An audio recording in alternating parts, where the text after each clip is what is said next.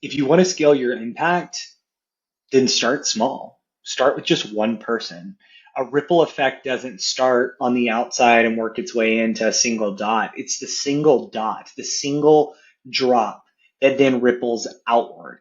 So that should tell us as individuals that it just takes one, the power of one conversation, one client, one referral, one, you name it, one book to change a life. And so we may define impact differently, but if you want to scale your impact, then start with one because one leads to many.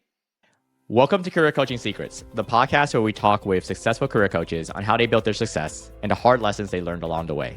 My name is Davis Nguyen, and I'm the founder of Purple Circle, where we help career coaches scale their business to $100,000 years, $100,000 months, and even $100,000 weeks. Before Purple Circle, I've grown several 7- and 8-figure career coaching businesses myself, and have been a consultant at 2 career coaching businesses that are doing over $100 million each. Whether you're an established coach or building your practice for the first time, you'll discover the secrets to elevating your coaching business.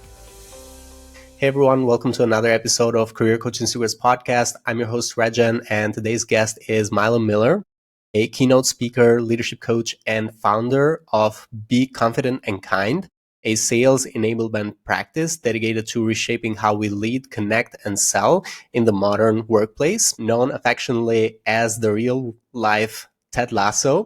Milam brings a rare mix of charisma, emotional intelligence, and commercial acumen to his coaching. After generating over $100 million in revenue during his career in sports and entertainment, he now channels that success into training leaders to harness the power of authentic human connection.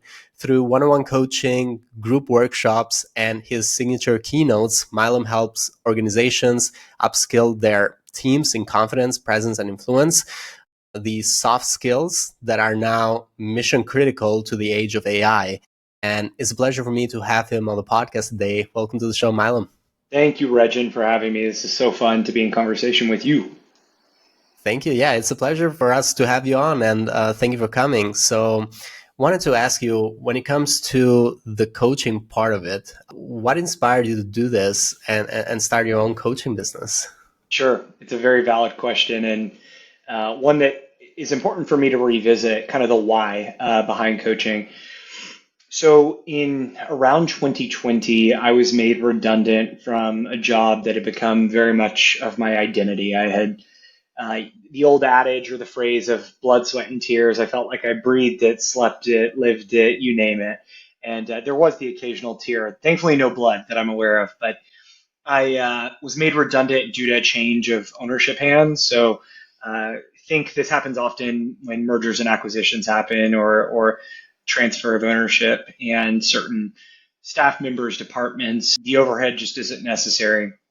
And that was my reality. Like you, I know you're based in Europe. I was living in Europe away from my home country of the United States. And I thought, oh my gosh, I can't do this alone. I need somebody in my corner. So I hired a professional coach. And it was somebody that I knew from the fitness industry. Funny enough, she taught spin classes and just had incredible energy. She was so dynamic, or is, I should say, not was, she's still alive. So dynamic, so magnetic. And I thought, I know you have a corporate job, but you do this on the side. I'd love to understand how you balance this passion with your profession. And I thought that she could really be a good sounding board for me to get new perspective. So I found coaching through a coach, which I think is very common. But what I didn't know then that I know now is that many people in the workplace, the best managers, or better yet, the word leaders that I ever worked for, they knew the modality of coaching. They knew how to inspire, they knew how to influence, and they knew how to guide people to their potential. So to me, pursuing a coaching certification became a no-brainer because I thought becoming a coach, I'd always thought of it in a traditional sense, like an athletic trainer or a coach up on a podium as mentioned in a spin class. But what if the future of work had leaders who understood this coaching modality and the framework that sits behind being the best possible leader you can be? So that's how I found coaching. And when you mentioned the certification, was it from the Coactive Training Institute for Coaches? You did your homework. That is correct. So I'm a Coactive Training Institute coach. I'm Coactive trained. They do have a certification program, a distinction called a CPCC, which I do not have, but I'm trained through them. And I uphold ICF, International Coaching Federation standards of making sure that the person is we remind them, Regin, that they are whole, they are not broken, that they have all the wisdom they need inside of Mm-hmm. them. It's just our job as coaches to ask those powerful, open-ended questions and help them figure out who it is they want to become, what it is they want to do, and who they need to be to self-actualize and become that person. So you mentioned you were in Europe at the time that you started, or this idea sparked.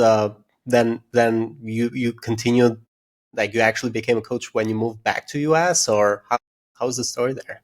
Sure, yeah. I mean, I guess if we want to drill down on that level of detail, I moved to Europe in 2016, and it was a really interesting time here in the United States because that's when, at that point in time, a candidate by the name of Donald Trump and another candidate by the name of Hillary Rodham Clinton were both running for the US presidency. And the first question I got asked in any taxi cab was, who's going to win, Trump or Hillary? And it's funny now in 2025 looking back because so much life has happened. But I lived kind of in a container where I wanted to get away from all that political hoopla and really figure out the new market I lived in and worked in. And Europe is vastly different than the US culturally, right? So there might be listeners to this podcast who know of coaches in Europe that have different styles than coaches in North America, quite frankly. I was a business development executive for a sports team owner, traveling 200 days per year, meeting with brands that you would recognize. I have here on my water bottle Google to be an official cloud partner, just as an example. And I realized that a lot of the people I worked with, we were all run very thin, spread very thin, tired. I think the word burnout gets thrown out rather casually these days, but truly leading up to the pandemic, I think we were just operating at such a fast rate that we didn't realize we needed a slowdown to kind of recalibrate. So I say all of that when the pandemic hit, there was no live sports, no fans in stadiums. In the role I was in, I started taking a pay cut until ultimately we changed ownership hands and I was made redundant. But I hired a coach. That coach specialized in transitions. And there's a lot of coaches out there that have specialty focuses, and transition coaching is one of them. So she helped me get through that transition coming back to the United States.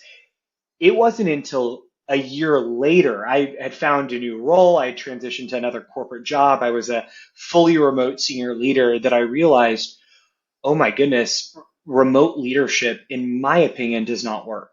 That's not to say that I'm pro in office 5 days a week, I'm pro fully remote, but I do think some sort of hybrid reality. What I really mean is leaders need to have face-to-face interactions, touch points to feel what I call charismatic connection, this energy exchange. And so it became evident to me that if I wanted to be the best leader I could possibly be, I needed to understand what I had received as a coachee and if I could provide that as a coach. So that's what led me to the Coactive Training Institute. I love their model of, again, balancing being with doing, and there's so many other layers to it. But what I failed to, I guess, fully articulate earlier is like, we believe, Regin, that you are creative, you are resourceful, and you are whole. And when an individual can believe they're creative and that they are resourceful and that they're not broken, they are whole, then that gives them so much power to go out into the world and be of service. I want to talk to you a little bit more about these individuals, these leaders. You mentioned, like, obviously we're working with leaders, but how would you exactly describe the ideal client profile that you work with? Is there a certain demographic, a certain industry specific, given your industry experience, or is there some common goals that they have? How would you describe the ideal client profile for you? Sure. Well, let me back up and perhaps clarify. I want to make sure I answered your previous question with utmost clarity. There's tons of training institutes out there, training certification programs. Coactive, for example, does operate globally. So you could be a Coactive train coach in the United Kingdom or across Europe, just as you could here in North America. When I came to Coactive, I thought of myself as a business development and sales professional. I did a lot in sports marketing, but really at the end of the day, what I was doing was selling.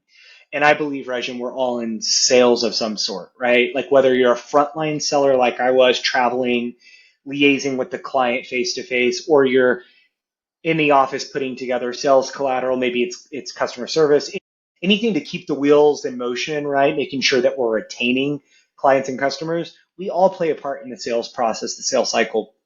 So needless to say, when I decided that I wanted to start my own, what is now present day, Be Confident and Kind, a sales enablement practice, I did not have the foresight of necessarily who I was serving. And I think that's common for a lot of coaches. There's pressure early on, like niche down, niche down, niche down. It's like, well, I don't want to. I was like, I'm an optimistic guy. I'm an equal opportunity employer. Like, I want to coach anyone. I had risen as a leader, and I just thought I want to coach leaders at all levels, whether it's executives, quote unquote, at the top, if that's your structure, or senior leaders or middle managers.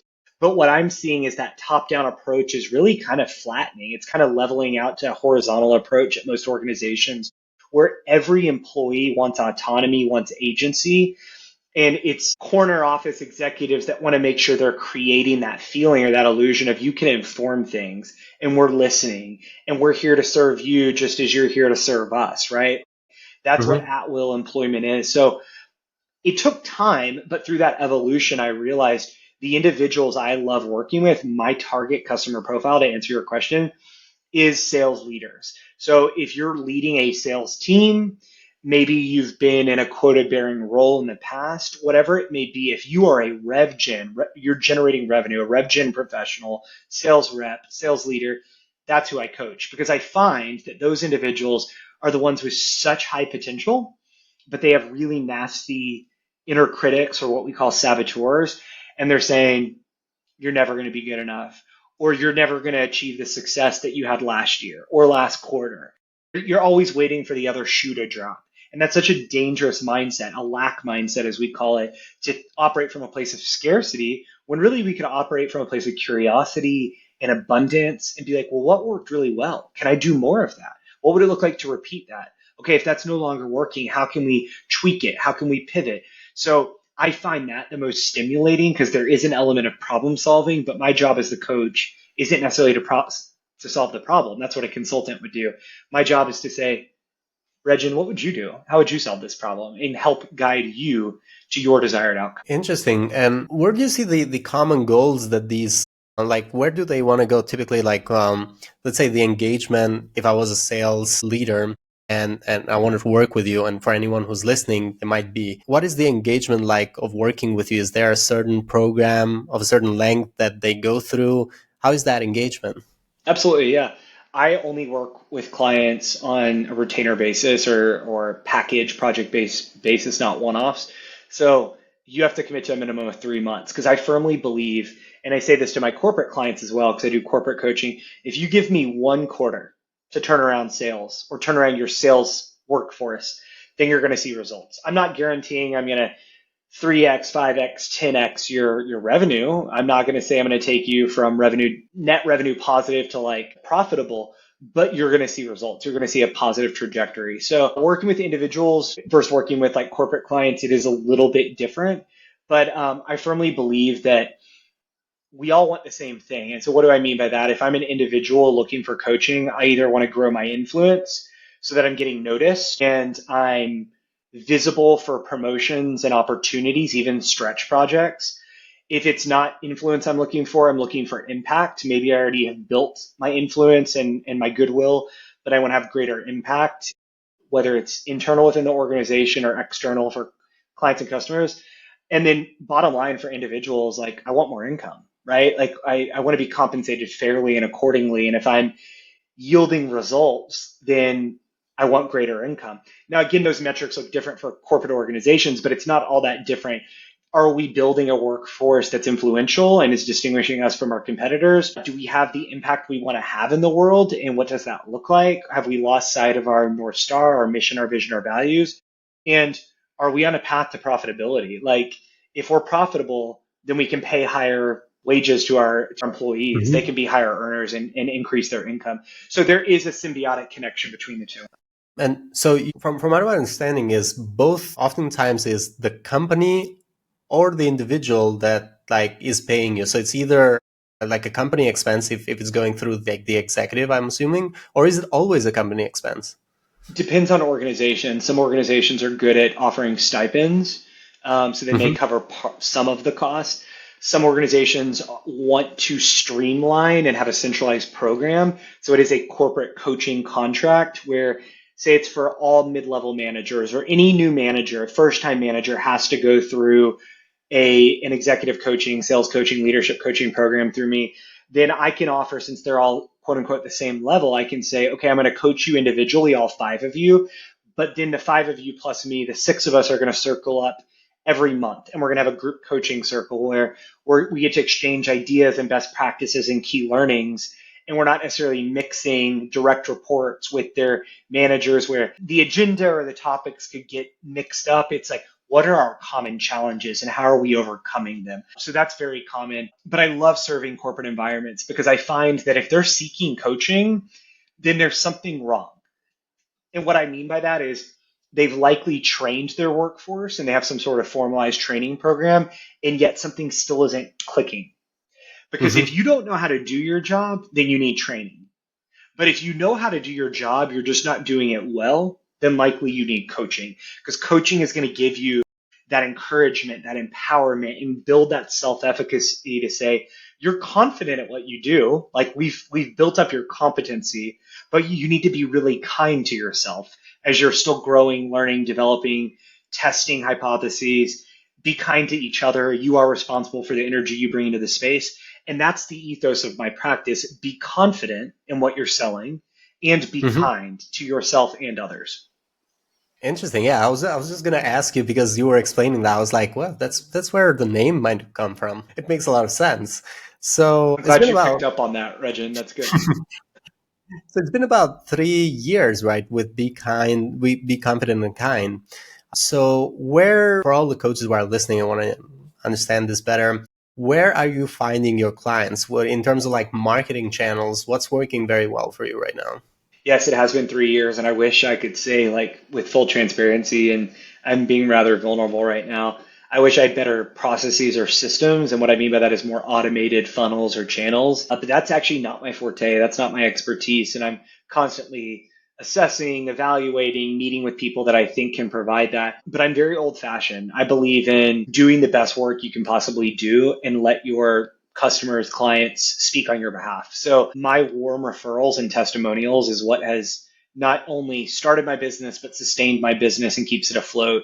So anyone who's worked with me can speak to the level of care, expertise, and service I've given them. But beyond that, I added additional capabilities to my sales enablement practice. And the reason I call it that is because I want to enable sellers. I'm industry agnostic, whether I'm serving Amazon, Google, which I have, or even smaller privately held companies, family practices that have their own unique challenges.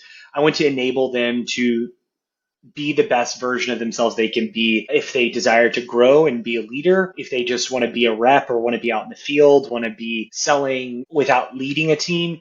So I say all that just because I do quite a bit of keynote speaking and workshops, and that's a great funnel for me to get to know an organization's pain points, their challenges, talk to the executives, talk to the new hire, kind of connect dots, sense themes, and say, okay, I don't want this to just be a 60-minute brouhaha SKO sales kickoff that, yes, there's value in that, and I love doing it, but how can I come back to check on your staff? Is it quarterly? Is it monthly?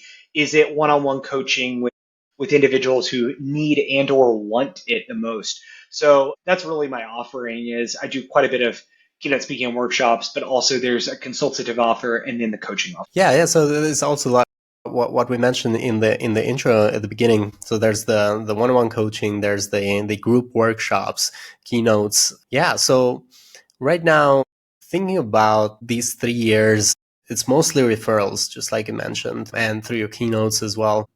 For the next 1 to 3 years, do you have any specific goals of where this could be going? Do you have any goals you're working towards?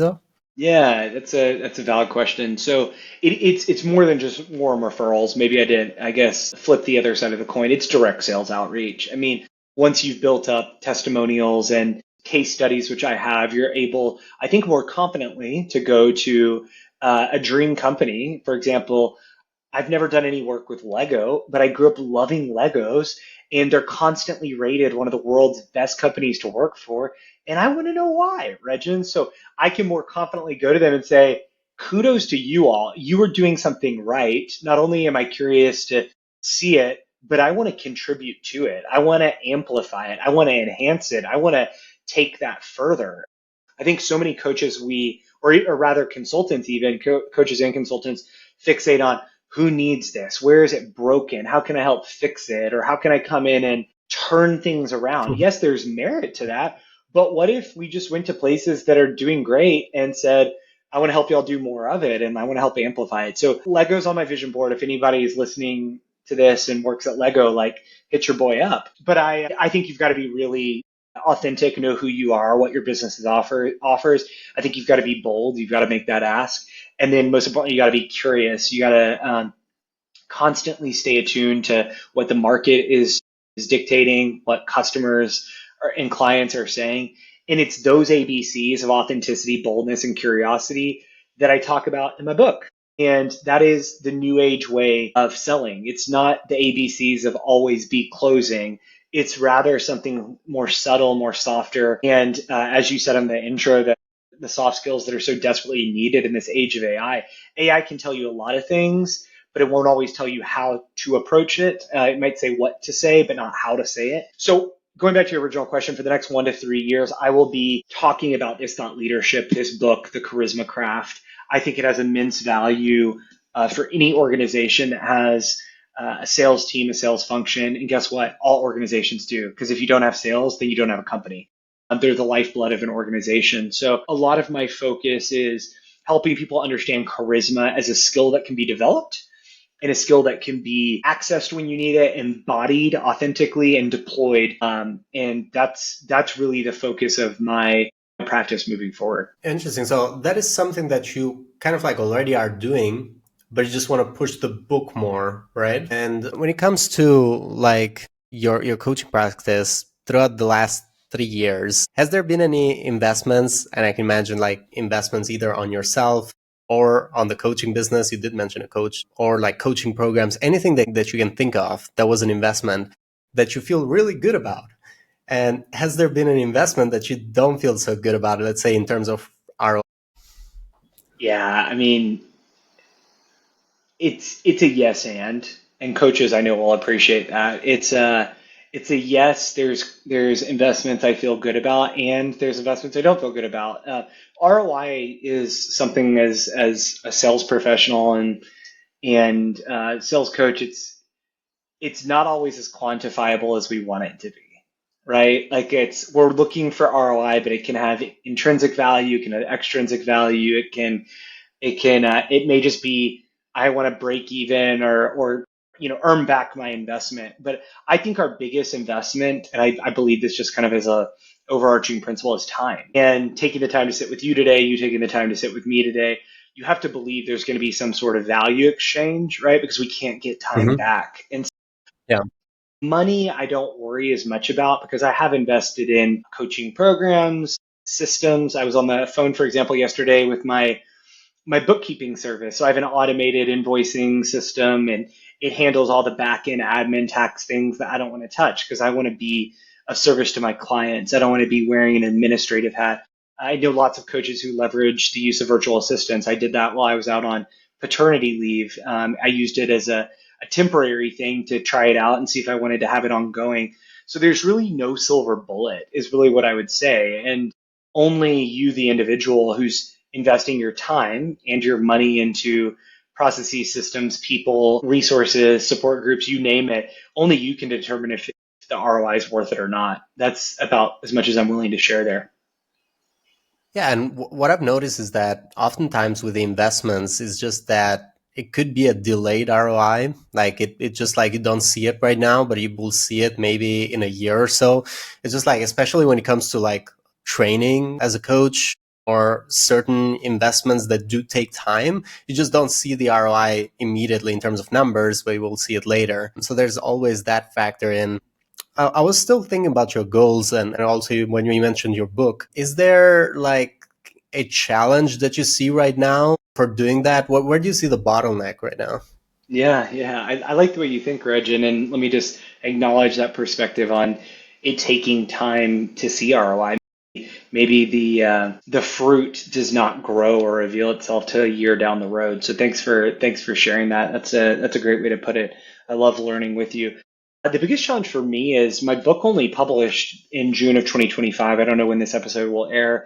I have Mm-hmm. over 25 endorsements from everyone from preeminent coaches like Marshall Goldsmith. He's one of the world's most recognizable executive coaches, to corporate professionals such as I'm looking right here, Rich Hua, who leads the worldwide EPIC program at Amazon Web Services. And EPIC's an acronym. He talks about emotional intelligence. So I have coaches, I have corporate professionals, I even have Gen Zers, rising leaders in the workplace who know what RIS is and are educating our multi-generational workforce. And so I've learned a lot about the publishing industry, and I only have 10 reviews on Amazon, yet I have 25 endorsements. I would love to have over 100 reviews, which we love to quantify goals, right? So I'm going to say it out loud so the universe can hear it. If listeners to this podcast could read the book and help me 10x my reviews on Amazon, go from 10 to 100 plus, that would be great because that's Mm-hmm. quantifiable. But there's other goals that I don't think as are as quantifiable. Like if I want to be the best possible coach I can be, that means I'm going to have to continue to be good at active listening. I can't quantify that. Maybe an AI plugin tool can tell me. I was coaching with a client yesterday and it said I talked, I think 32% of the time. And I'd love to get that down to 22% or even below 20. ICF, we often talk about 80-20. Listen 80% of the time, talk 20%. That means I was talking a little bit too much yesterday, if I'm honest. But it's constantly being aware of like who you're becoming. And I always say my definition of success is, do I like what I'm doing, who I'm doing it with, and how we're doing it? That's really the lens through which I look at growth, and is the business trending in a positive direction? And of course, the bottom line, you've got to keep backfilling a pipeline and making sure you're being of service and value to your customers. And also for anyone who's listening, I just want to make sure they get the title too, because not everyone will be able to see it. So the title of the book, was it The Charisma? Can you share it again? It is. You had it right. The title of the book is The Charisma Craft. The And Charisma Craft. yeah, the subtext is a modern leadership guide to enhance your RIS factor. So the thought leadership here essentially is just that we want to work for people we like, know, and trust. And as leaders, it's important that we cultivate not a false persona or this veiled image of I have it all together and I'm polished and I'm perfect and I have all the Mm-hmm. answers. And believe me, I tried doing that early in my career because I didn't want to show any cracks in my facade. He's buttoned up. He's reliable. He's dependable. He has it together. You can be those things, but you're still not perfect. None of us are. Like we have to show our humanity. We have to be real. We have to be raw, and especially when life throws us curveballs.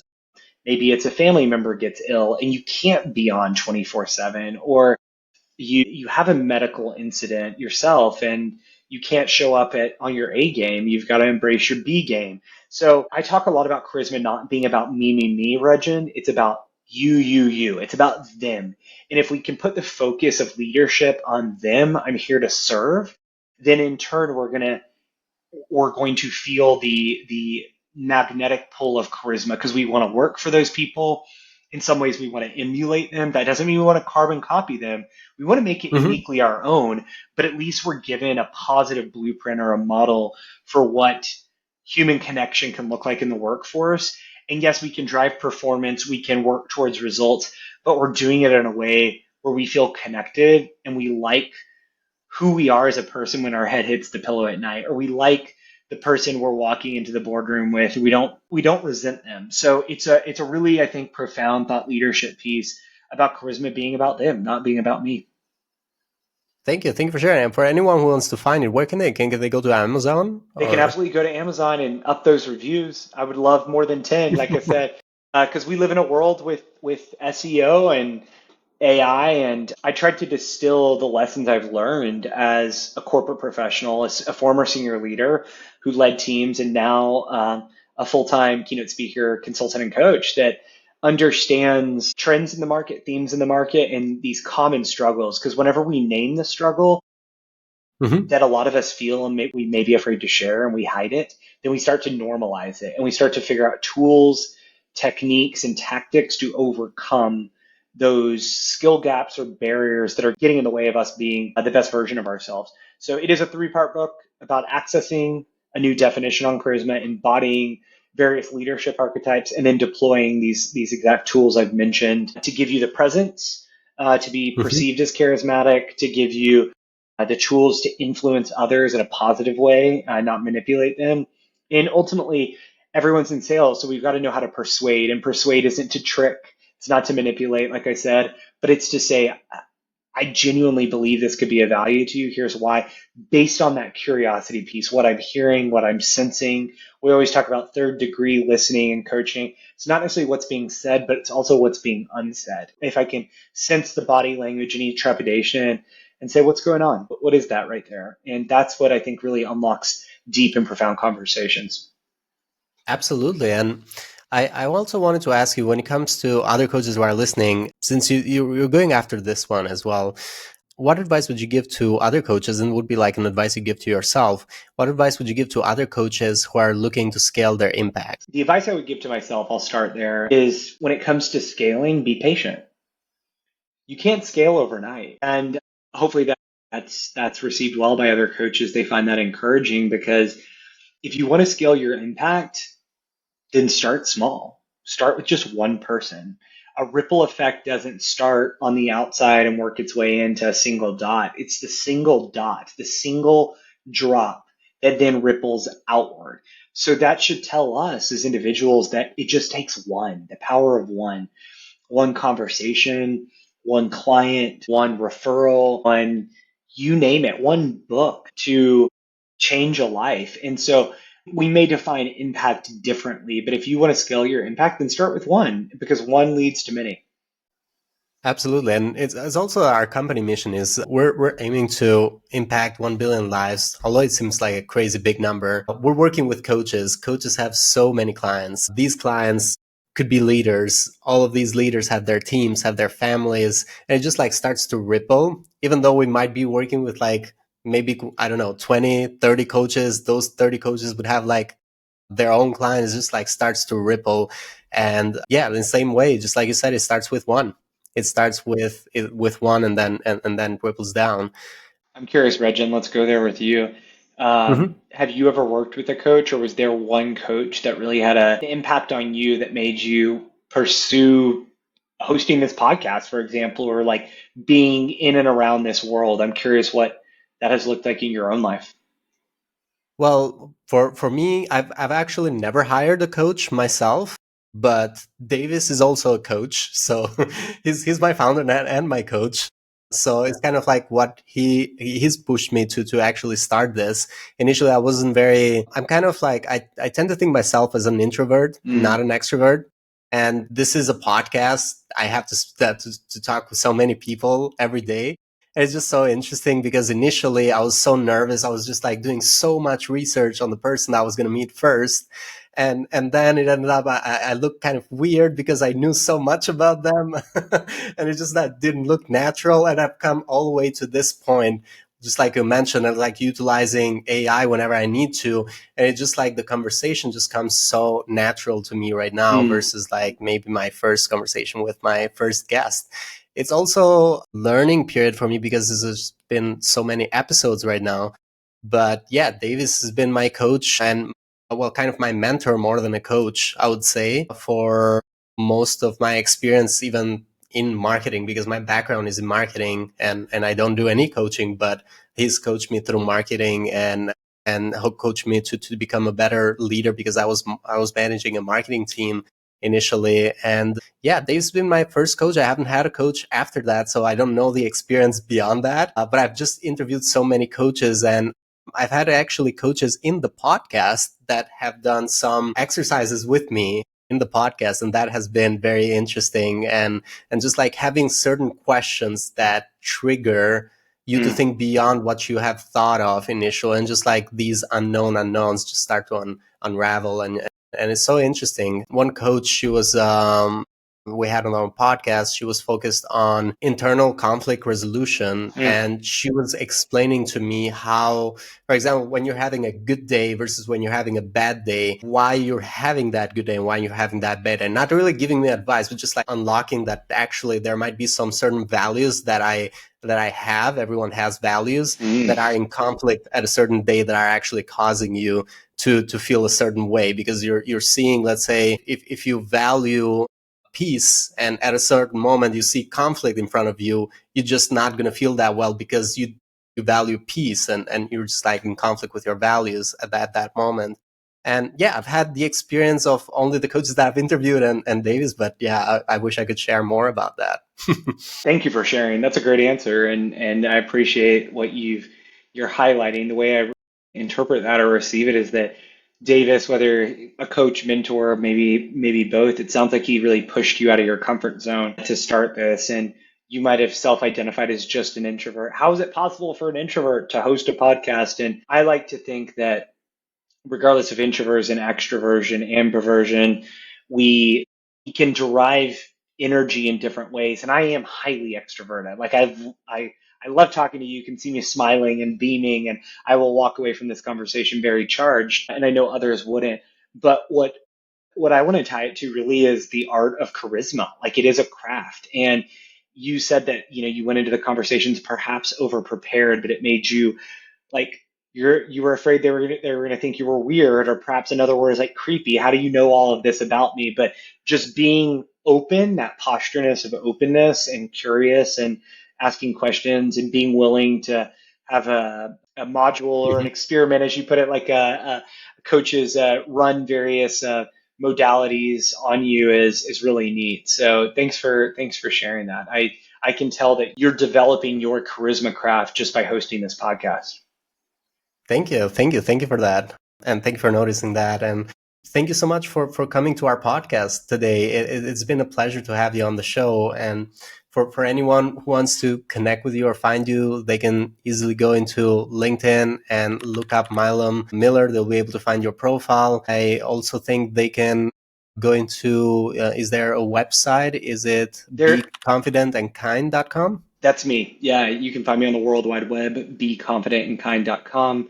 My book lives on Amazon, sold worldwide. And the last story I think I'll leave you with, Regin, just to touch on the real life Ted Lasso element. So at one point in time in my career, I worked in European football. It is what took me over to Europe. And while I was not a coach on the pitch like Ted was, we have very parallel stories in the sense that what I want listeners to think about, if you have seen the show Ted Lasso, and if you haven't, I highly recommend watching it. Season 4 is currently in production. Ted was cast as an outsider. He was cast as this guy from the United States who knew American football, but how in the world are you going to go over to a fictional English Premier League club and coach soccer, right? As we refer to it in the States. And so much of my own journey of moving to Europe and not feeling like I belonged there, feeling other than, and then now coaching people, I see that all the time. It doesn't matter what industry you work in, what job, what position, there can be feelings of lack of belonging or feeling other than. And I want to remind listeners that like you're worthy. Like there's a reason you were hired into the role you were hired in. There's a reason they need your time, your talent, your expertise. And especially coaches too that are listening to this, remember your why. If you're being brought into an organization to do corporate coaching or even just starting small, just one, looking to scale your impact, remember that individual is creative, resourceful, and whole. And it's our job to do what Ted Lasso did, which was get the client to believe in themselves. It's that simple. It all boils down to that big yellow sign they had in the locker room above the tunnel, believe. And when we can get people to believe in their limitless potential, then wonderful things happen because we start to walk with more confidence. We start to speak with more kindness, and we build better workplaces around the world. And that really is my mission in the future of work. Thank you. Thank you. Thank you for sharing all of that story. And I haven't actually seen Ted Lasso, but I'll look it up. I haven't been living under a rock or anything. I was just like, I know what it is. I just haven't seen it. Totally fair. Or report back, Reg, and shoot me an email. I'd love to know what resonates with you and your thoughts on the show. Yeah. So thank you. Thank you so much again, Milam. Thank you. This was a lovely conversation to have. So thank you so much for coming. It was a pleasure. It was a pleasure. Thanks so much for having me. That's it for this episode of Career Coaching Secrets. If you enjoyed this conversation, you can subscribe on YouTube, Spotify, Apple Podcasts, or wherever you're listening to this episode to catch future episodes. This podcast was brought to you by Purple Circle, where we help career coaches scale their business to $100,000 years, $100,000 months, or even $100,000 weeks, all without burning out and making sure that you're making the impact and having the life that you want. To learn more about our community and how we can help you, visit joinpurplecircle.com.